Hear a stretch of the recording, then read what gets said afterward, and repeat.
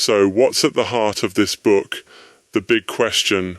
Well, Sayles is busy unwrapping what we might call the ultimate cosmic puzzle. What is time? Is it something out there in the universe, like a kind of cosmic clock everyone marches to? Or is it all in our heads, just a way we make sense of experiences? Or maybe, just maybe, it's a property that doesn't exist on its own but pops out from how things change and interact, like time as an emergent property. Crazy, right? That's why this stuff matters, though.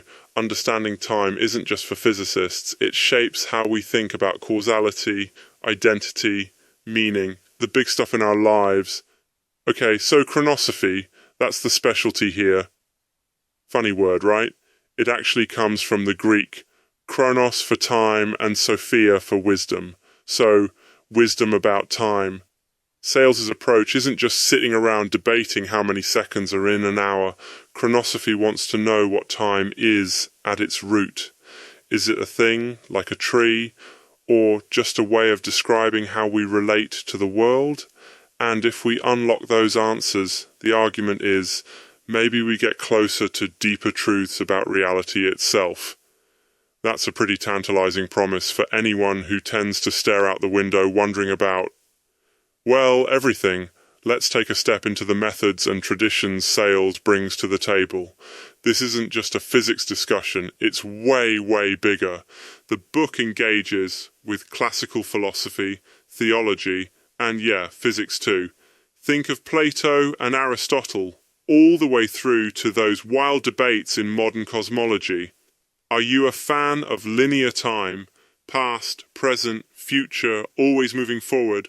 Or do you find yourself vibing with more cyclical, eternal Eastern traditions where everything is a loop or spiral? Or, this is my favorite brain bender, maybe there are timeless states that we can't even properly imagine.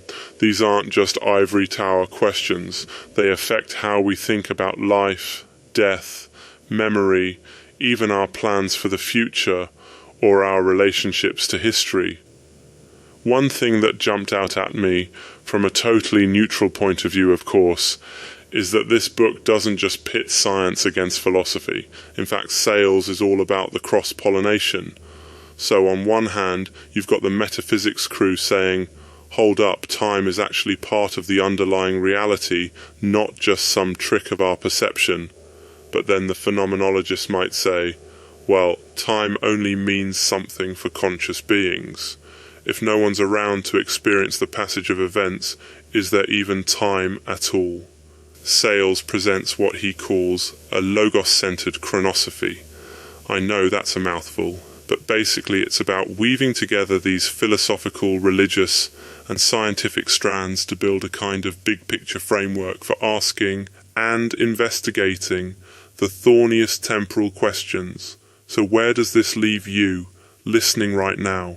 What does chronosophy give us in our daily lives? Well, if you're the kind of person who sometimes stays up way too late just thinking, was my childhood really a go, or does it still exist somewhere, then exploring these ideas might just help. Not in the sense of solving time the way you solve a crossword, but maybe in understanding how your experience of the present and your memories and your plans are all tangled up together. The book nudges us to rethink our relationship with change, impermanence, even mortality, and invites reflection on whether the universe is more mysterious, maybe even more meaningful than it first appears. Sayles doesn't claim to have all the answers, don't we wish, but instead lays out this chronosophical map, saying, hey, here's a way to explore the enigma of time from multiple perspectives. He nudges us to ask, what is past, present, future?